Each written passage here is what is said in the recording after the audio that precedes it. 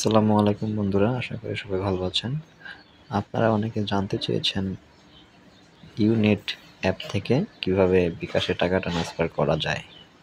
তো চলুন আজকে আপনাদেরকে সেটাই দেখাবো।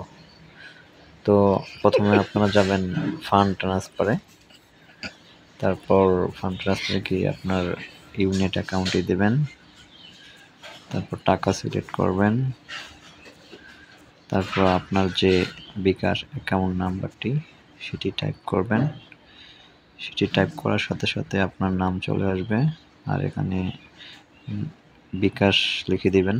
নিচে যে অপশনটা আছে লেখার, সেখানে বিকাশ লিখে দিলেই হয়ে যাবে। তারপর চলে যাবেন নেক্সট অপশনে। নেক্সট অপশনে যাওয়ার পর আপনার SMS অপশনটি সিলেক্ট করা থাকবে, সেটি থেকেই নেক্সট করে দিবেন। আপনার ফোনে চলে যাবে একটি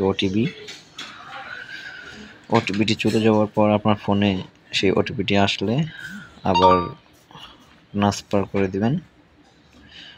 ওটিপিটি কনফার্ম হয়ে যাওয়ার পর আপনার যে ইউনেট অ্যাপ থেকে যে টাকাটা পাঠিয়েছিলেন সেই টাকাটা আপনার বিকাশে কিছুক্ষণের মধ্যেই অ্যাড হয়ে যাবে, আর সাথে সাথে ফোনে নোটিফিকেশন আসবে এবং ট্রানজ্যাকশন সাকসেসফুল লেখা দেখাবে।